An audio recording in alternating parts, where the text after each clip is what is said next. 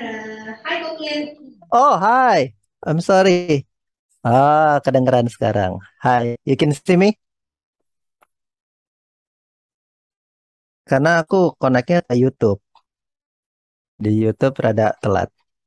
All of you can hear me? Semuanya lambaikan tangan saudara kalau bisa mendengar. Oh, luar biasa. Ini pertama kalinya mungkin ya. Kita mengadakan begini. Kayak nonton bioskop. Tapi tidak mengurangi hadirat Tuhan. Amin. Nah, kenapa ada seperti ini? Jadi ceritanya begini. Semalam itu kan semuanya oke-oke aja. Me and Noni juga masih do sport dan segala macam. Tapi tiba-tiba sore-sore Noni bilang, aduh pilek nih gitu. Ya udah akhirnya dia swab dan ternyata jeng-jeng gitu. Garisnya dua dan bukan hamil ya. Padahal saya berharap hamil. Tapi ternyata garisnya dua dia positif COVID. Jadi kita sekeluarga di rumah isoman semuanya. Kondisi aku dan anak-anak masih oke, sehat, cuman noninya diisolasi dulu. Dia having me time yang sedikit lebih lama dan saya curiga ini kayaknya dia having fun di sana. Eh, karena kedua anak kami dan itu sekolahnya nanti semuanya akan diurus oleh papanya, oleh saya. Oleh sebab itu kita butuh doa dan dukungan support dari teman-teman semua yang ada di sini. Pray for us, pray for Noni supaya cepat sembuh, pray for me supaya bisa tabah, sabar dalam menghadapi anak-anak yang sekolah online. Amin. What a great worship tadi. Amin. Oh, kalau amin aku nggak bisa dengar ya. Gini aja deh, biar olahraga dikit gitu ya. Nah, what a great worship tadi. And I pray that right now Tuhan bekerja dan aku percaya apa yang aku sampaikan hari ini semua datang daripada Tuhan saja dan aku berdoa itu bisa menjamah hati-hati teman-teman yang hadir baik secara online maupun yang ada di Art Hotel. Um, Let me open with this. Excuse me, rada serak. Waduh, serak. Oh ya gitu itu. Itu kedengeran enak tuh. Ada suaranya kedengeran, ada responnya. Enggak apa-apa, kayak gini aja enak kedengeran. Um, Siapa ya di sini yang grow up in church? Siapa di sini yang bertumbuh dari kecil itu udah ke gereja? Boleh angkat tangan. Oh, banyak ya. Banyak ya. Saya mau uji. Wes. King Kong badannya, Besar. tapi aneh kakinya. Oh ya, kalian semua dari sekolah minggu berarti ya. Berarti udah lama kalian berada di gereja sama seperti saya. Saya grow up di gereja dari kecil saya hadir di gereja terus-terusan terus deh gitu growing up dengerin khotbah banyak banget khotbah yang saya dengerin gitu. Nah kalau seminggu 2 kali khotbah yang didengar kalau selama setahun itu ada 52 hari berarti hitunglah kira-kira 100 lah dalam setahun ya bayangin udah 3.000 saya mulai dengar khotbah mungkin dari umur 6 tahun gitu ya mungkin udah 3.000 khotbah lebih yang saya dengerin tapi khotbah yang saya ingat tuh paling cuman kira-kira 10.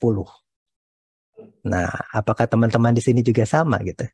Karena I only hear khotbah itu. Saya cuma dengerin aja gitu. Tapi I don't actually listen.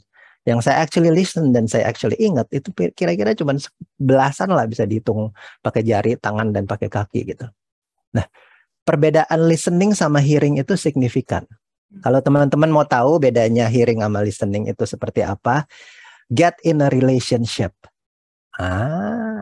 Then you will know bedanya listening sama hearing itu seperti apa. Biasanya pasangan bilang, kamu nggak pernah ngertiin aku. Itu karena we only hear. Sampai mau keselak gitu. Saya lihat, kelihatan dari sini videonya. Hati-hati lihat. I can see you. Lagi minum mau keselak. Because listen sama hearing itu beda gitu. Nah, hearing itu cuma salah satu indera kita aja dari pendengaran, rasa, raba gitu. Tapi listening kalau itu udah otomatis terjadi nggak usah diapa-apain aja kita udah denger lah gitu. Biasa anak-anak juga kan, ayo makan Jethro gitu. Dia cuma dengar terus masuk keluar lagi gitu. Nggak actually di ituin. Nah, tapi listening itu takes effort, attention, fokus. Ada kerja yang harus dilakukan. Nah, kadang setelah khotbah kalau di CCW atau di tempat-tempat yang lain, ya, nggak bilang di CCW dari tempat lain deh. Biasa setelah khotbah tuh suka ada yang bilang, bro, khotbahnya bagus banget. Tadi gue diberkati gitu. Sebetulnya beda nggak sih persiapan khotbah saya dari minggu ini, minggu lalu, minggu sebelumnya? Sebenarnya sama semua, persiapannya sama. Apa yang disampaikan juga sama, firman Tuhan, only from the Bible gitu. Tapi apa bedanya gitu? Ketika seseorang bilang, bro gue diberkati banget. It's actually when he actually listens. Dia nggak cuma dengar doang. He actually listens to the sermon baru, gitu. Mungkin karena you are ready to listen, baru kita benar-benar actually listen. Mungkin karena kita baru diputus pacar, kita actually listen sekarang. Now we are ready to listen. Mungkin kerjaan lagi berat banget, lagi beban banget gitu. Kita letih, kita cari Tuhan. Then it makes us ready to listen. Duit udah mau habis, mulai mengandalkan Tuhan gitu kan. Baru kita mulai listen gitu. Jadi jangan salahkan Tuhan kalau Tuhan take away the distractions in your life in order for you to listen. Yang terjirut hatinya katakan amin. Hari ini semoga khotbah saya bagus ya. Semoga khotbah saya memberkati teman-teman semua di sini. Sedikit sarkasm ya, maafkan. Khotbahnya bagus atau enggak, it's actually because of you listen. So I need you guys to listen carefully hari ini. Nggak enak tadi ngomongnya, mungkin maafkan kalau saya nyinggung-nyinggung sedikit. I need you guys to listen carefully. Walaupun dengan adanya jarak, perbedaan, but apa yang Tuhan ingin katakan, apa yang ingin Tuhan sampaikan kepada teman-teman semua di sini, it will be very important for our lives. Amin. Saat ini saya mau sharing tentang, tadi itu baru introduction-nya. Jeng jeng, sah. Keren ya desainnya ya. Apakah teman-teman bisa melihat desainnya? Bisa kelihatan ya.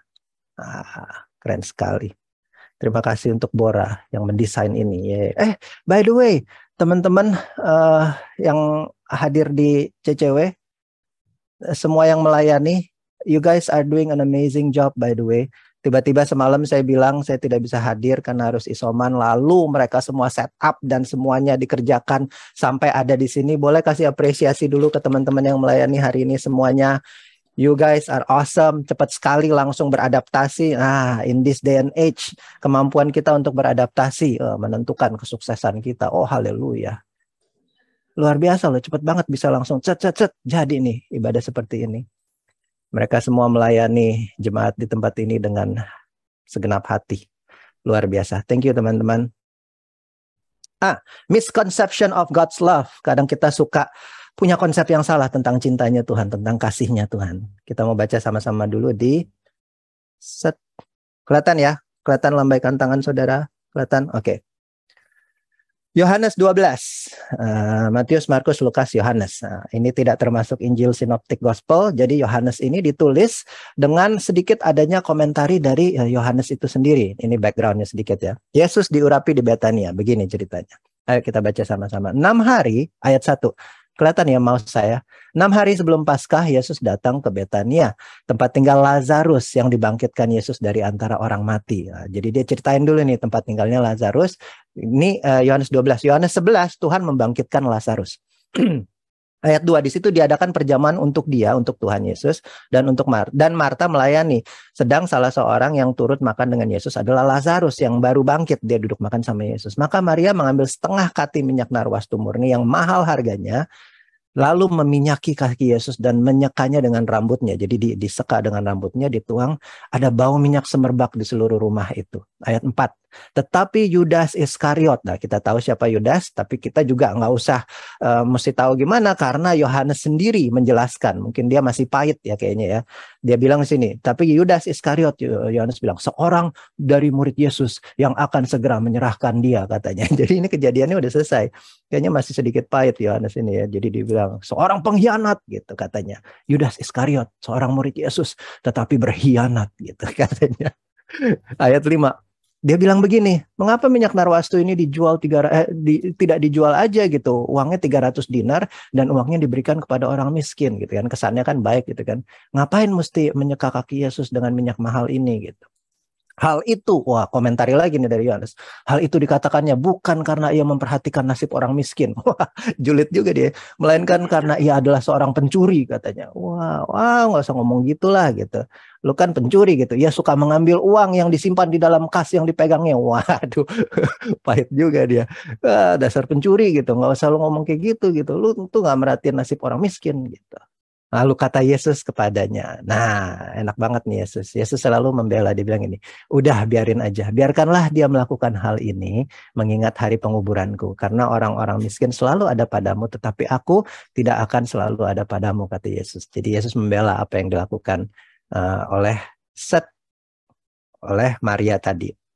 Terus nih, persepakatan untuk membunuh Lazarus. Kita baca Yohanes 12 ini, so we get the context. Ada gambarannya. Persepakatan untuk membunuh Lazarus. Wait a minute, bukankah Lazarus kemarin baru dibangkitkan? Sekarang kenapa dia mau dibunuh lagi gitu? Kasihan juga nih orang. Ayat 9, sejumlah besar orang Yahudi mendengar bahwa Yesus ada di sana dan mereka datang bukan hanya karena Yesus. Jadi dia datang bukan cuma karena mau lihat Yesus, melainkan juga untuk melihat Lazarus yang telah dibangkitkannya dari antara orang mati. Ini orang, bangkit dari orang mati gitu katanya. Bukan cuma mau melihat Yesus, tapi orang-orang mau melihat, Lazarus ini seperti apa yang baru bangkit dari mati. Ayat 10, lalu imam-imam kepala bermufakat untuk membunuh Lazarus juga gitu. Katanya berbahaya. Ayat 11, sebab karena siapa? Karena Lazarus. Banyak orang Yahudi meninggalkan mereka dan percaya kepada Yesus. Karena Lazarus, banyak orang percaya pada Yesus. Jadi kehidupan Lazarus ini berbahaya banget dianggapnya. Karena melalui kehidupan dia nggak usah banyak ngomong. Dia mati, dia hidup lagi dibangkitkan. Dari kehidupannya aja banyak orang bertobat, banyak orang percaya sama Yesus. Ini adalah khotbah-khotbah yang mungkin nggak usah pakai kata-kata, tapi dengan perbuatan kita. Biarlah kiranya kehidupan kita tuh menjadi khotbah-khotbah yang kita bisa khotbahkan ke orang lain, nggak cuma lalu omongan aja. Ngomong gampang ya kan teman-teman, tapi hidup sesuai dengan firman Tuhan, berjalan bersama Yesus, itu adalah hal-hal yang mungkin orang lain bisa lihat. Jadi Lazarus ini baru bangkit. Buset, sekarang mau dibunuh lagi katanya. Kenapa? Karena dia berbahaya dianggap. Pekerjaannya, apa yang dilakukan. Nggak usah dia ngomong aja, ngelihat kehidupannya orang banyak bertobat gitu. I'm sure Lazarus ini nyantai aja dia. Katanya I've been there lah gitu. Kan kemarin gue udah mati gitu. Gue mau dibunuh lagi ya udahlah gitu. I've been there, I've done that gitu. Tenang aja gitu. Makanya dia nggak takut mati lagi gitu. Gue nggak takut mati katanya. Orang udah pernah, ya kan? Makanya orang-orang yang udah been through lembah-lembah kelam dalam kehidupannya itu melihat permasalahan itu berbeda. Orang-orang yang sudah pernah mengalami banyak hal bersama dengan Yesus akan melihat permasalahan dalam kehidupan ini berbeda. Ya ampun, udah nggak dianggap masalah lagi lah gitu. Karena I've been through worse. I've been through the valley and Jesus walks with me. And I know if he walks with me then, he will walk with me again right now gitu dalam hal ini. Jadi orang-orang yang udah pernah sakit parah, Tuhan sembuhin. Ngelihat permasalahan ini fokusnya udah berbeda. Prioritas hidupnya juga berbeda. Nah, kalau ada area-area dalam kehidupan teman-teman yang sepertinya mati saat ini. Sepertinya you are walking through the valley of death. Sepertinya lagi dalam keadaan lembah, tergelap sekalipun. Know this, bersyukurlah. Kenapa aku bilang bersyukur? Karena Tuhan punya kesempatan untuk membangkitkan apa yang sudah mati dalam kehidupan kita. Dan ketika kita mengalami hidup bersama dengan Tuhan, hidup kita akan berbeda waktu kita pandang hidup ini. Amin. Amin. Nah, ini baru opening nih, baru pembukaan. Dari kehidupan Lazarus kita tahu bahwa hidupnya itu berbahaya kan, berdampak. Nah, tapi masalahnya, lagi kita jalan dalam lembah kekelaman seperti Lazarus dan saudara-saudaranya Maria dan Marta. Nanti kita akan baca di ayat 11. Tadi ayat 12 ya, kesimpulannya. Jadi, we go to the end, kita mau lihat, hidupnya seperti ini. Kenapa dia bisa hidup seperti itu? Kita balik lagi ke ayat 11 gitu. Apa yang mereka lakukan waktu mereka sedang mengalami lembah kekelaman, kematian sekalipun? Apa yang mereka lakukan? Nah, kita mau belajar di sini. Kadang kita bilang, waktu kita lagi susah, waktu kita dalam lembah kekelaman, Tuhan engkau di mana gitu. Why is this happening to me gitu. Tuhan engkau nggak sayangkah sama aku gitu kan. Itu pertanyaan-pertanyaan yang sering muncul. Kadang juga saya bertanya seperti itu. Tuhan kenapa saya harus dan sekeluarga harus isoman di rumah. Nah, Tuhan bilang maybe it's time for you to listen. Maybe you are doing all these things and you don't take time to listen to me. Oh, I'm sorry God. Jadi hari ini kita mau belajar, kita mau bahas tentang 3 kesalahan konsep kita tentang God's love. Tentang cintanya Tuhan, konsep kita apa yang salah. Set the misconceptions of God's love. Kadang kita bisa miss konsep kita tentang cintanya Tuhan itu salah. Karena apa? Karena yang pertama kita nggak listen, karena yang kedua kita nggak jelas, dan yang ketiga kita nggak trust. Maafkan bahasa saya yang terlalu nyantai, tapi this is cara yang terbaik untuk menjelaskan ini. Jadi mudah sekali. Pertama kita nggak listen, kedua kita nggak jelas, ketiga kita nggak trust. Oke, Yohanes 11 kita mau baca sama-sama. Nah ini di NIV bahasa Inggris, tapi saya akan menerjemahkan ini on the fly supaya kita bisa nangkep bahasa Inggrisnya apa, supaya kita bisa juga nangkep bahasa Indonesianya apa. Kalau teman-teman mau baca bahasa Indonesia, go ahead silahkan. Jadi ini Yohanes 11, ini ceritanya waktu mereka lagi dalam keadaan kelembah kekelaman, apa yang mereka lakukan supaya mereka nggak miss the concept of God's love. Pada kedatangannya, Yesus menemukan bahwa Lazarus itu udah mati dan ada di dalam kuburan itu udah 4 hari lamanya. Jadi ada kebudayaan orang Yahudi, kalau seorang meninggal, dia punya waktu 3 hari lamanya untuk rohnya itu masih berada di situ. Tapi kalau udah hari keempat, udah there's no hope, dia nggak akan bisa ada harapan lagi gitu. Dan Yesus sengaja lakukan ini pada waktu Yesus ini mana sih? Oh iya benar ya. Oke, benar. Pada waktu Yesus tahu bahwa Lazarus sakit, dia sengaja tinggal di tempat di mana dia berada for another 2 days gitu. Buat supaya ini terjadi gitu. Kayaknya sengaja banget. Makanya setelah Yesus nyampe, Lazarus udah ada di kuburan selama 4 hari. Jadi secara Yahudi ini udah no hope at all gitu. Now, Betani itu jaraknya 2 miles dari Yerusalem. Jadi banyak orang Yahudi ayat 19 berkumpul. Terus Marta dan Maria juga ada di sana berkumpul untuk kasih comfort, untuk memberi kayak bela sungkawa lah gitu segala macam karena brothernya meninggal. Nah, waktu Marta dengar bahwa Yesus datang, dia keluar. Oh, oke. Forgive me. Oh ya betul. Ya. Ini ayat 11-nya. Dia keluar langsung waktu Yesus pertama kali datang, dia keluar, dia langsung bilang, Tuhan katanya, kalau ini Yesus belum nyampe loh, langsung dicegat di tengah jalan, Tuhan katanya, kalau if you had been here, my brother would have not died. Kalau engkau ada di sini, my brother, saudaraku ini nggak akan mati katanya, karena dia tahu Tuhan punya kuasa untuk menyembuhkan. Tapi now I know that. Tapi saya tahu sekarang bahwa Tuhan akan memberikan apapun yang engkau minta gitu. Lalu Tuhan berkata kepada dia, saudaramu akan bangkit lagi gitu. Terus dijawab lagi sama Marta. Ini kan nggak listen kan. Maksudnya dijawab lagi sama Marta. Iya, saya tahu dia akan bangkit dan dia akan bangkit pada hari terakhir bersama dengan orang-orang yang akan bangkit gitu katanya. Terus Yesus bilang, no. Oke. I am the resurrection. Akulah kebangkitan dan kehidupan. Siapa yang percaya padaku akan memperoleh kehidupan walaupun dia telah mati, dan siapa yang hidup dan percaya padaku, dia tidak akan mati gitu. Kamu percaya nggak tentang hal ini, kata Yesus kepada Marta. Ya Tuhan, saya percaya gitu. Saya percaya bahwa Engkau adalah Mesias dan Juru Selamat, Anak Tuhan yang akan datang kembali ke dunia ini gitu. Nah setelah dia itu, dia balik dan saudaranya bernama Maria datang juga gitu. Dia bilang, guru udah datang ke sini, dan dia nanyain kamu di mana gitu. Terus waktu Maria dengar tentang hal ini, dia langsung berdiri dan langsung nyamperin juga. Tadi Marta udah nyamperin katanya, sekarang Maria juga nyamperin gitu. Yesus belum masuk ke village, belum masuk ke desa itu. Masih berada di tempat di mana Marta bertemu dengan dia, tapi Maria udah datengin juga gitu. Terus dari gitu, waktu ada orang Yahudi juga masih bersama dengan Maria di rumah itu, lagi bela sungkawa, lagi turut berduka cita, dia langsung bangun berdiri dan dia langsung nyari ke tempat di mana Yesus berada. Waktu Maria nyampe ke tempat Yesus dan dia ketemu Yesus juga, dia langsung bilang, Tuhan, kalau sama hal yang dikatakan sama, Tuhan, kalau Engkau ada di sini, saudaraku nggak akan mati katanya. Jadi yang mau kita bahas di sini adalah kepanikan. Jadi yang pertama itu nggak listen. Kepanikan ketika Maria dan Marta tahu bahwa saudaranya mati. Kalau kita mundur balik lagi, sebetulnya apa yang terjadi? Kan kita lihat kan betapa paniknya Maria dan Marta ini kan.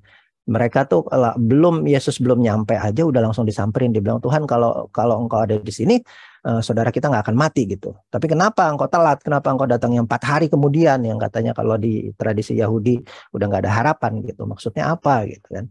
Nah, tapi kita mau balik lagi, kita mau cari tahu apa yang sebetulnya Tuhan katakan waktu kejadian ini. Di Yohanes 11 ayat 3, kalau kita mundur balik lagi, bahasa Indonesia nih saya tulis sekarang. Dan Lazarus yang sakit itu adalah saudaranya. Kedua perempuan itu mengirim kabar kepada Yesus. The sister sent word to Jesus. Dia kirim orang bilang kepada Yesus yang lagi pelayanan di tempat lain. Dia bilang bahwa Tuhan yang engkau kasihi itu sakit. The one you love is sick. Lalu ketika Yesus mendengar kabar itu, dia bilang, this sickness will not end in death. No, it is for the glory of God, so that God's Son may be glorified through it. Katanya di sini. Kenapa mereka panik? Karena mereka nggak listen benar-benar. Katanya panik, if you had been here, my brother would have not died. Kalau engkau ada di sini, saudaraku pasti tidak akan mati. Kenapa mereka panik? Karena mereka nggak actually listen. Tuhan bilang apa? The sickness will not end in death, katanya. Kalau sampai Lazarus mati, berarti it's not the end. Are you guys listening? The sickness will not end in death. Kalau sampai Lazarus mati, berarti it is not the end. Belum selesai. Karena karyanya Tuhan jauh lebih besar dari apa yang ada di pikiran kita.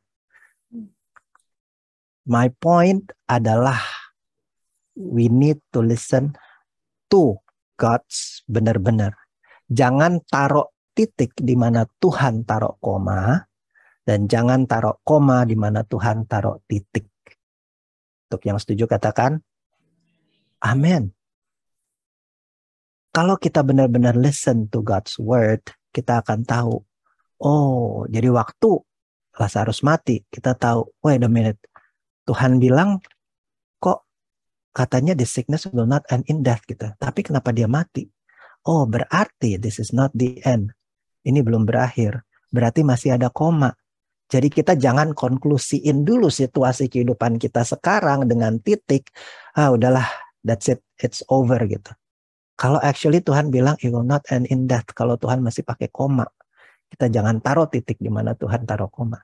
Tapi kita juga jangan taruh koma kalau Tuhan bilang titik. Kalau Tuhan udah bilang ini, ya udah percaya aja gitu. Listen, benar-benar dengerin baik-baik gitu. Mereka panik karena mereka nggak listen. Nah, listening adalah suatu hal yang mungkin sulit untuk kita lakukan. Jadi telinga kita walaupun ada 2. Nah, ada sebuah organ yang ada di dalam telinga kita. I wanna show it to you. Namanya vestibular system. Kelihatan ya. Di dalam telinga kita ada organ yang bertanggung jawab untuk keseimbangan tubuh kita. Jadi kadang kalau kita migrain atau kita pusing, rasanya kayak muter dunianya, itu karena organ yang ada di dalam tubuh kita yang mempengaruhi tentang keseimbangan itu ada yang terganggu di situ. Jadi yang diobati adalah organ itu. Kenapa ditaruhnya di telinga? It is very interesting. Karena telinga itu adalah tempat di mana kita listen, di mana kita mendengar. Jadi kalau kita mau memiliki keseimbangan dalam kehidupan kita, dalam relationship kita, dalam anything yang sedang kita alami, we have to apa? Listen. Nah, kadang kita mendengar in a relationship, kadang kita mendengar, padahal telinga ada 2 loh, mulut cuma 1 gitu. Tapi berapa sering kita potong orang lagi ngomong, orang lagi cerita, orang lagi mengatakan sesuatu, sering banget kita motong gitu kan ngomong. I am guilty of that and I'm training untuk menjadi lebih better ya. Sering banget di tegur sama istri gitu. Hey, listen, I'm sorry gitu. Karena kebanyakan nyelak orang. Secara survei membuktikan kira-kira berapa lama dibutuhkan orang waktu untuk menyelak pembicaraan seseorang? Coba. Kira-kira. Any words in mind? Oh, saya tidak bisa mendengar. Boleh tolong disampaikan, Lia, apa yang jemaat katakan. Berapa lama kira-kira waktu yang digunakan di orang buat nyelak pembicaraan seseorang? 5 detik. Buset, cepet banget. Baru ngomong, bro, gue mau ngomong sama lu dong. Gue tahu lu mau ngomong apa gitu. 5 detik cepet banget. Itu cepet banget gitu. Secara survei membuktikan bahwa dibutuhkan in average of human 17 detik untuk menyelak pembicaraan seseorang. Kita kira semenit, 2 menit gitu kan. Ternyata 17 detik, cepat juga ya gitu. Oleh sebab itu ada seorang di gereja ini, saya tahu ada seorang yang mendapatkan ayat perjamuan kudus beberapa bulan berturut-turut dengan hal yang sama. Ya, kalian semua tahu rupanya ya, karena dia post di Instastory. Dia lagi liburan. Oh, Tuhan berkati. Jadi katanya jangan kamu diam saja, di situ tulisannya Tuhan akan berperang bagimu gitu. You stay still gitu. Nah, kita sering banget mendengar untuk menjawab. Tapi yang seharusnya kita lakukan adalah mendengar untuk mengerti. Para teman-teman yang sudah mempunyai pasangan, mendengar untuk mengerti bukan mendengar untuk menjawab. Sering kita mendengar cuman mau buat tahu, kita mau jawab apa nih habis ini nih. Dia lagi cerita nih, gue tahu nih solusinya nih. Sebenarnya gampang kok gitu solusinya gitu. Tapi sebetulnya yang dibutuhkan adalah kita mendengar untuk mengerti. Kita nggak perlu kasih tahu orang, salahnya di sini, gini-gini segala macam. Most people juga tahu kok kalau dia salah gitu. Kecuali yang benar-benar nggak tahu ya, kecuali yang benar-benar ya clueless gitu ya. Mungkin kita mesti kasih tahu dengan penuh kasih gitu. Tapi banyak orang sebenarnya udah tahu dia salahnya di mana gitu. Kayak anak kecil yang jatuh gitu. Saya sering banget ngeliat udah jatuh terus dimarahin sama papa mamanya gitu. Gimana sih? Kok bisa jatuh sih? Gitu. Saya kan juga nggak mau jatuh pak gitu. Siapa sih yang mau jatuh dan terluka gitu kan? Tapi ya dengarkan kenapa bisa jatuh sayang, kenapa gini. Nah, cobalah kita belajar untuk mengerti, mendengar untuk mengerti dan bukan untuk menjawab. Para suami yang hadir katakan amin. Para istri juga ya. Tapi karena saya seorang suami, saya lebih sering, Bona aja udah langsung memberi emoticon. Dia join di Zoom. 1 Yakobus 1 ayat 19. Di situ berkata, aku masukin nggak ya? Oh ada 1 Yakobus 1 ayat 19. Hai saudara-saudara yang kukasihi, ingatlah hal ini, setiap orang hendaklah cepat untuk mendengar, tetapi lambat untuk berkata-kata, dan juga lambat untuk marah. Ini yang harus kita mau kejar. Yang pertama, kita kira Tuhan nggak sayang sama kita, tapi rupanya kita yang nggak mendengar dengan baik apa yang Tuhan katakan. We don't listen. Kita kira Tuhan nggak sayang gitu. Saudaraku mati gitu. Bisnisku mati. Karirku mati. Relationshipku berantakan. Sebenarnya apa sih yang Tuhan ngomong? Mungkin kita aja yang nggak dengar. Yang kedua. Pertama, karena kita nggak listen. Yang kedua, karena kita nggak jelas. Nggak jelas. Lazarus sakit itu saudaranya dan kedua perempuan itu mengirim kabar kepada Yesus. Tuhan, dia yang engkau kasihi sakit, itu kabarnya. Terus mau diapain? Maksudnya? Iya saya tahu dia yang aku kasihi gitu lagi sakit. Mau didoakan kah? Mau dikunjungi kah? Mau dikirimin bunga kah? Apa yang what do you expect gitu me to do gitu. Jadi unmet expectation is the result of unexpressed expectation. Ekspektasi kita yang tidak terpenuhi adalah hasil dari ekspektasi yang tidak pernah kita ungkapkan dengan jelas. Saya menemukan ada banyak orang yang sulit memberikan kejelasan. Mereka jelimet, nggak clear gitu loh.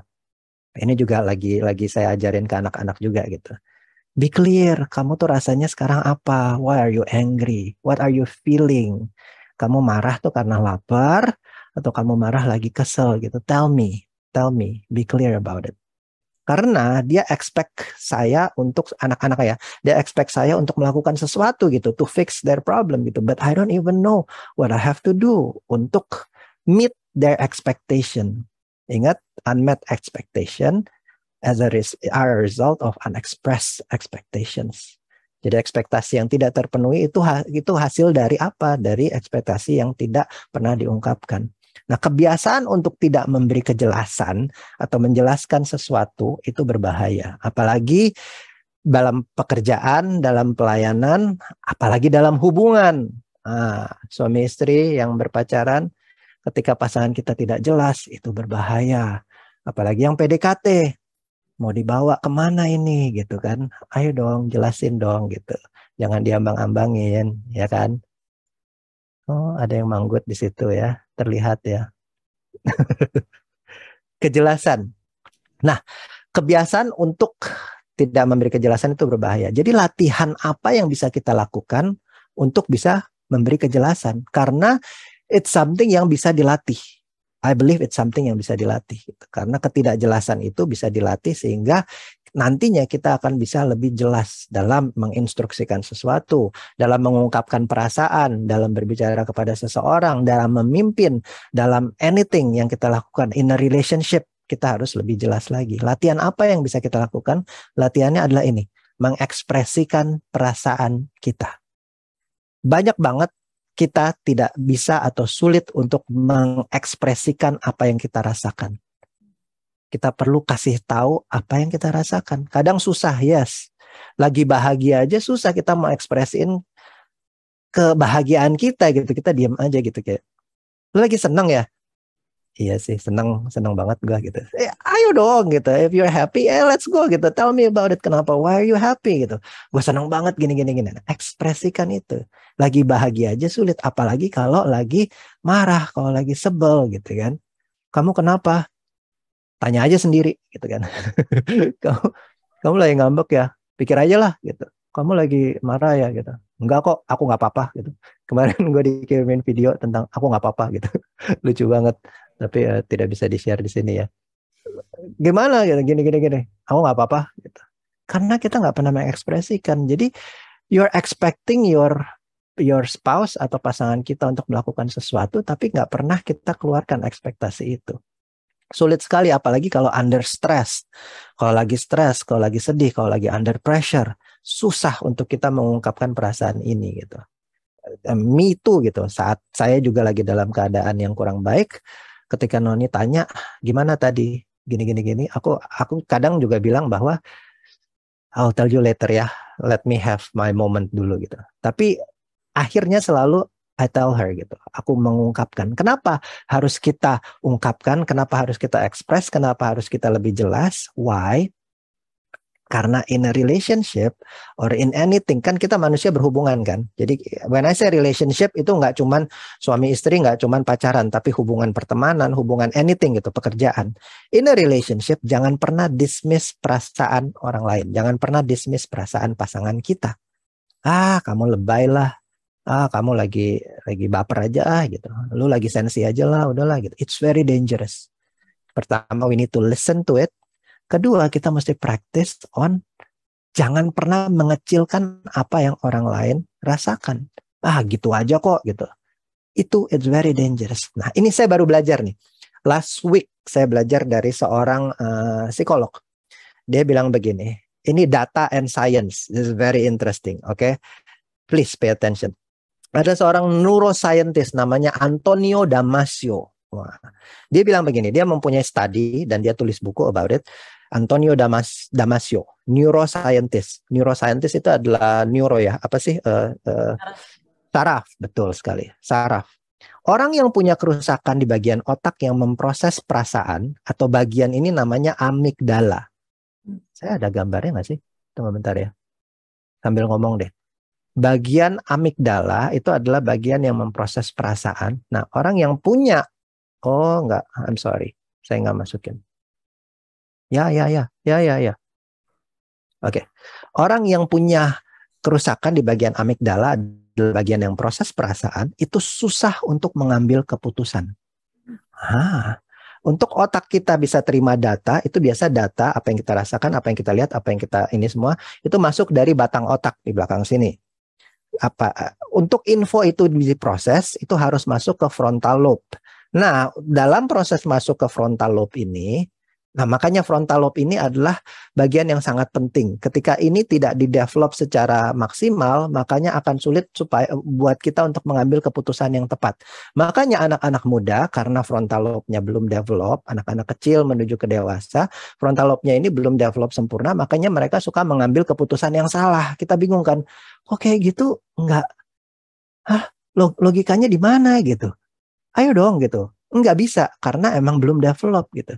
That's why mereka teman-teman yang masih muda dan anak-anak ini yang lagi growing up, we need to understand kalau mereka mengambil keputusan yang salah itu karena ada penyebabnya gitu. Jadi jangan kita langsung downin gitu, enggak gitu ya. Belajar, develop, kita proses to be more mature. Nah, kalau ada masalah di situ, makanya nggak bisa mengambil keputusan yang tepat. Dalam proses masuk ke frontal lobe yang udah develop atau yang masih lagi dalam develop itu, ada yang namanya limbic system. Wah, limbic system itu adanya di amigdala di belakang sini, yang untuk memproses untuk perasaan. Jadi, orang yang nggak bisa menyuarakan perasaannya, ya orang-orang yang tadi punya masalah di amigdala kan nggak bisa merasa kan, nggak bisa nggak tahu nih perasaannya apa gitu, itu akan sulit mengambil keputusan. Semakin kita bisa proses perasaan kita dengan baik, semakin kita bisa memvalidasi perasaan pasangan kita, orang-orang yang dekat dengan kita, keluarga kita, teman-teman kita, semakin kita bisa validasi, we validate, kita bilang bahwa okay, what are you feeling is real, yes, tell me about it, okay gitu. Kita latihan untuk mengungkapkan perasaan itu, the more we are heading into unity, the more kita akan menuju kepada kesatuan. Karena kenapa? Karena kita belajar untuk mengkomunikasikan perasaan kita, sehingga kita akan bisa mengambil keputusan yang tepat. Kita akan bisa make the right decision. Jadi minggu lalu Pastor Mario bilang bahwa hikmat itu kemampuan untuk mengambil keputusan yang sesuai dengan apa yang Tuhan mau. Can we practice this? Bisa. Gimana sih cara bisa berhikmat dalam mengambil keputusan gitu? Pertama berdoa ya, dekat sama Tuhan, cari tahu apa yang menjadi standarnya Tuhan, apa yang menjadi value-nya Tuhan. Yang kedua adalah we practice expressing our feelings. We practice nggak dismiss the feelings of others. Kita learn to open up, expressing our feelings to God, ke Tuhan juga gitu. Tuhan, aku lagi gini segala macam. By practicing expressing our feelings dan tidak mengecilkan perasaan orang lain, we are making better decisions. Ini terbukti secara sains loh, teman-teman. Bukan cuma firman Tuhan saja, tapi, dan ini yang akan lakukan, nanti saya akan cerita. Bukan cuma secara firman Tuhan, tapi there's a science behind it. Jadi mulai dari hari ini, bila ada teman yang berkata, aku lagi berasa ini, oke, ceritain dong, gini-gini segala macam. We are helping them to make better decisions. Jangan kita suppress feelings kita, jangan kita tutup emosi kita. That's what makes kita sulit untuk mengambil keputusan. Wah, ternyata I've been studying about this gitu. Kenapa ada orang-orang yang nggak jelas, kenapa ada orang-orang yang sulit mengambil keputusan, kenapa ada orang-orang yang nggak bisa solve problem. Ternyata akarnya adalah expressing our feelings. Tuhan kita, Tuhan yang penuh perasaan. Dia nggak pernah dismiss atau mengecilkan perasaan. Kalau kita practice ini, we can move towards clarity ya, kejelasan. Dia nggak pernah dismiss perasaan kita. Dia nggak pernah bilang bahwa lu lebay doang, lu lagi sensi doang gitu. Enggak. Buktinya ada di mana? Ada di ayat 33 ini. Yohanes 11 ayat 33. Ini Lazarus mati. Waktu Yesus datang, Yesus ngelihat Maria Marta sedang menangis. Juga orang-orang Yahudi yang datang ke situ juga lagi menangis. Apa yang Yesus lakukan? He was deeply moved in spirit, dan ada sesuatu yang mengganggu dia gitu. Dia tergerak hatinya. Padahal Tuhan Yesus tahu nggak dia punya kuasa. Tuhan Yesus tahu dong apa yang akan terjadi. Tuhan Yesus tahu dong dia akan bangkitkan, dan orang dia sengaja stay di situ supaya yang tadinya sakit akhirnya mati, supaya dia datang, dia bisa bangkitkan Lazarus, supaya ada hal-hal besar yang dari kehidupan Lazarus yang kita bisa pelajari, dan banyak orang bertobat melalui kehidupan Lazarus, walaupun dia nggak usah ngomong, tapi ngelihat kehidupannya aja orang-orang udah bertobat. Tuhan Yesus tahu ini semua, Tuhan Yesus tahu ini semua, tapi yet ayat 34 dia tanya, di mana engkau taruh Lazarus? Di sini Tuhan, come and see di sini. Lalu ayat terpendek di dalam Alkitab, Yohanes 11 ayat 35, di situ dibilang Yesus Jesus wept. Tuhan Yesus menangis. Sampai orang-orang di situ melihat bahwa, wow, lihat betapa ia mengasihi Lazarus. Sampai Tuhan Yesus sendiri menangis. Padahal Tuhan Yesus tahu dong apa yang akan terjadi. Tuhan Yesus bisa aja bilang bahwa, slide-nya apa nih? Sorry. Oke, sorry. Tuhan Yesus bisa aja bilang bahwa, udahlah nggak usah nangis gitu. Ini bentar lagi gue bangkitin kok gitu. Gitu aja kok. Kan. Walaupun yang lainnya nggak tahu bahwa Tuhan Yesus akan membangkitkan gitu. Tapi apa yang Tuhan Yesus lakukan, dia nggak pernah dismiss our feelings. Dia nggak pernah mengecilkan perasaan kita. Apapun yang kita rasakan, Tuhan Yesus turut merasakan. Tuhan Yesus punya perasaan. And it's something amazing about our God gitu. Dia ikut bersedih ketika kita sedih. He loves us so much. Dari situ aja orang-orang Yahudi aja ngelihat betapa wow, Tuhan Yesus sayang banget sama Lazarus. Tuhan Yesus sayang banget sama kita semua. Belajar ungkapkan, rasakan ke Tuhan. Dia Tuhan yang mengerti, because He cares about you. Dia Tuhan yang sungguh mengasihi kita. Boleh saya minta musisi untuk bantu saya dan Manda. Be clear yang kedua tadi. In expressing our feelings, our wants to God and to others. Then kita bisa punya hikmat untuk mengambil keputusan yang tepat. Kita bisa punya kemampuan untuk decision making yang benar. If we are clear, kita jelas. Yang ketiga adalah yang terakhir, nggak trust. Kadang kita punya konsep yang salah tentang kasihnya Tuhan karena kita tidak percaya. Karena kita nggak trust. Tuhan, the one that you love, orang yang kau kasihi, itu sedang sakit. Kalau engkau mengasihi dia, kalau engkau mengasihi Lazarus, engkau pasti akan menyembuhkan dia. Kita anggap Tuhan mengasihi kita kalau kita disembuhkan. Kita anggap, kita define God's love itu by healing. Orang yang engkau kasihi itu sakit. If you would have been here sooner, dia nggak akan mati. Pasti engkau menyembuhkan. Kita define God's love by apa yang dia lakukan, by healing. If God don't heal, berarti He does not love me. Pertanyaannya adalah, how do you define God's love, teman-teman? Apakah itu berkat, rumah, keluarga, keturunan? Ini pertanyaan yang krusial. Soalnya kalau kita mendefinisikan kasihnya Tuhan dengan semua yang Ia kasih atau semua yang Ia lakukan, perbuatan tangan Dia, kalau Dia nggak kasih, berarti Dia nggak mengasihi kita dong. Berarti Dia nggak love us. Kalau Dia tidak memberi apa yang kita butuhkan, berarti Dia nggak love us. Jangan sampai kita memperkecil kasih Tuhan untuk kita. Bisa nggak Tuhan berkati kita? Bisa. Bisa nggak Tuhan kasih rumah? Bisa. Keturunan? Bisa. Tuhan kasih mobil, kerjaan yang better, karir, dan segala macam. Bisa nggak? Bisa. Tapi, kalaupun Tuhan nggak kasih, emang nggak cukup apa pertanyaannya? Apa yang Dia udah lakuin buat kita? Emang nggak cukup tebus dosa kita, mati di atas kayu salib untuk gantiin kita yang berdosa, yang seharusnya kita yang mati, tapi Dia gantiin kita? Emang nggak cukup, teman-teman? Untuk mengambil kebinasaan kita, Dia gantikan itu semua, Dia pikul salib, disiksa, mati, supaya kita nggak binasa, supaya kita memperoleh hidup kekal bersama dengan Dia nantinya. Emang itu nggak cukup? Cinta manusia aja lebih kompleks dari itu semua. Cintanya kita ya ke sesama manusia aja lebih kompleks. Masa iya kita ukur cintanya Tuhan itu lebih kecil dari cintanya kita. Jadi Pastor Ridwan Huta Barat pernah nanya gini, ditusuk benda tajam.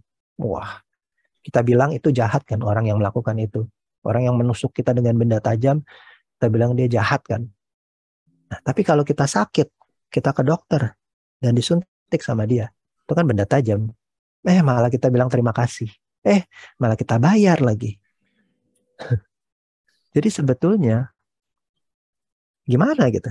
Anak saya merasa saya sayang banget sama dia kalau dia boleh makan es krim pagi, siang, malam. Itu dia boleh makan es krim. Wah, I feel so much love gitu. Kalau I play with them gitu, main game sama dia, spend time sama dia gitu, dia bilang I love you papa gitu. I can see it really gitu. Ketika aku melakukan hal-hal buat anak-anak itu, they say I love you papa gitu. Dia merasa benar-benar dicintai. Makanya dia minta es krim pagi, siang, malam gitu. Tapi kalau saya kasih, Is that love? Is it love? Makanya dia anak-anak. Makanya mereka immature. Dan kalau anak-anak Tuhan mendefinisikan cintanya Tuhan only by the things that He's done in our life, He needs to perform something in our lives. Kita adalah anak-anak Tuhan yang immature. Kenapa kita punya pola pikir yang seperti ini? Nggak bisa disalahkan karena love language-nya manusia itu didefinisikan dengan hal-hal yang orang lain lakukan buat kita. Quality time, love, gift, words of encouragement, act of service. Itu kan semua love language kan. Love language-nya kita manusia kan. Dan itu adalah hal-hal yang dilakukan orang lain buat kehidupan kita supaya kita merasa, oh gue merasa dicintai ini kalau dia do something for me. Dia ini segala macam. So we are wired seperti itu. Tapi sebetulnya apa sih love language-nya Tuhan? Sebetulnya apa sih yang Tuhan mau? God's love language adalah trust. Percaya. Have faith in me.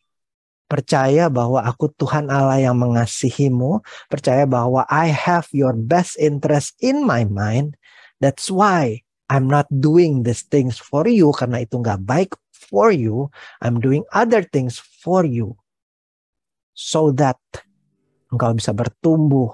So that engkau bisa merasakan apa yang terbaik yang aku bisa berikan kepadamu. Jadi, sama seperti kita mau anak kita percaya sama kita orang tua nih. Kita mau anak kita percaya sama kita. Bahwa semua yang kita lakukan itu untuk kebaikan anak kita. Because we love him. Because we love her. Sama seperti itu. That's why we need to trust God. Mungkin kita nggak ngerti. Mungkin kita nggak tahu. But we just need to trust him. Roma 8 ayat 28 di sini dibilang kita tahu sekarang. Nah, setelah ini semua diungkapkan, setelah ini semua kita pelajari bahwa kita tahu sekarang bahwa Allah turut bekerja dalam segala sesuatu untuk mendatangkan kebaikan bagi mereka yang mengasihi Dia. Oh, kita tahu sekarang bahwa semua yang Tuhan lakukan ini adalah untuk kebaikan untuk aku gitu. Yaitu mereka yang terpanggil sesuai dengan rencana Allah. Trust him, even if we don't understand him, trust him. Di mata Maria dan Marta, mungkin Tuhan mengasihi Lazarus kalau Tuhan sembuhin dia. Tapi di mata Tuhan, dia mau Lazarus mengalami sesuatu yang lebih daripada kesembuhan. Dia mau Lazarus mengalami mujizat yang lebih besar daripada sakit disembuhkan. Sakit disembuhkan banyak terjadi. Pelayanan Yesus sudah banyak banget. Tapi orang dibangkitkan dari kematian. Wow, that's something else. Kalau kita merasa bahwa Tuhan gak sayang sama kita, just because dia tidak melakukan sesuatu dalam kehidupan kita, hey, mungkin Tuhan have something bigger in his mind that he wants you to trust him. Kalau kita gak mengerti, we just need to trust him. Kita lihat Lazarus setelah kebangkitannya dia dari mati, dia menjadi dampak. Dan di ayat yang pertama tadi kita baca, yang pertama kali kita baca di ayat 12 bilang banyak yang menjadi percaya Yesus melalui kehidupan Lazarus. Dalam setiap lembah kekelaman kita, dalam setiap kegelapan, dalam setiap apa yang rasanya udah gak mungkin diselamatkan oleh Tuhan. Trust God. Karena Tuhan mengasihi kita sedemikian rupa. Bahwa apa yang kita pikirkan terlalu besar untuk dia lakukan, hey, mungkin itu yang Tuhan udah siapin buat kita. Apa yang mungkin kita suka memperkecil kuasanya Tuhan. Kayaknya udah gak mungkin, udah 4 hari nih gitu. Kalau secara Yahudi juga udah gak mungkin gitu. Tapi itu yang Tuhan mau lakuin. Trust him. Jangan perkecil kuasa Tuhan dengan definisi cinta kita yang kecil. Even if you don't understand him. Trust him. Pertama, listen. Dengar benar-benar. Jangan sampai kita salah nangkep nih. Nanti kita berasa Tuhan gak sayang sama kita. Tapi ternyata kitanya yang gak listen. Yang kedua, talk to him. Express your expectations, feelings. Be clear. Yang jelas. Nah itu akan help us to make the right decision. Yang ketiga, trust him. Mari kita berdoa. Tuhan Allah Bapa kami. Aku gak tahu apa yang sedang teman-teman di sini alami. Aku gak tahu apa yang sedang teman-teman di sini jalani. Tapi aku tahu Engkau Tuhan Allah yang mengasihi kami. dalam setiap langkah kehidupan kami, dalam setiap apapun yang sedang kami alami. Kau Tuhan Allah yang punya a bigger plan yang jauh melebihi dari apa yang kita pikirkan.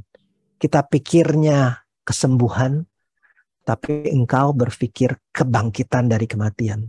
Tuhan God, you are way more than what we think, Tuhan. Ampuni kami karena selama ini mungkin kami mendefinisikan kasih-Mu, cinta-Mu itu salah dalam kehidupan kami. Ampuni kami kalau ternyata selama ini kami yang nggak dengar, Tuhan, kami yang nggak listen, Tuhan. Kami cuman hear, kami cuman mendengar, tapi kami nggak benar-benar pay attention to what you're saying. Ajar kami untuk senantiasa cari, Tuhan, apa yang Engkau katakan, Tuhan. By reading your words, by baca Alkitab, by having quiet time dengan Engkau, Tuhan. Spend one-on-one time dengan Engkau, Tuhan. Supaya kami betul-betul bisa listen, Tuhan. Ampuni kami kalau selama ini kami menahan, kami nggak bisa express our feelings, kami anggap bahwa Engkau Tuhan yang nggak peduli dengan kami. You are a God yang urusannya banyak, Tuhan. Engkau nggak benar-benar memperhatikan kami, Tuhan. Ampuni kami, Tuhan. Hari ini kami diingatkan bahwa Engkau Tuhan yang menangis bersama dengan kami, Tuhan, ketika kami bersedih, Tuhan. Oleh sebab itu, kami mau, Tuhan, hari ini berjalan dengan Engkau, Tuhan. We wanna give clarity, Tuhan. Kami mau jelaskan ekspektasi kami, Tuhan. Kami mau pour out our hearts. Kami mau keluarkan seluruh isi hati kami yang terdalam, Tuhan. Karena kami tahu Engkau Tuhan yang mengasihi kami sedemikian rupa sampai Engkau menangis bersama dengan kami. Teach us today, Lord, to trust you. Even if we don't know, we don't understand apa yang sedang Engkau lakukan dalam kehidupan kami. Tapi teach us to trust you. Supaya kami betul-betul percaya kepadamu, Tuhan. Bahwa Engkau Tuhan Allah yang mengasihi kami. Thank you, Jesus. Thank you, Jesus. Aku mau undang Manda untuk lead us in worship and in prayer.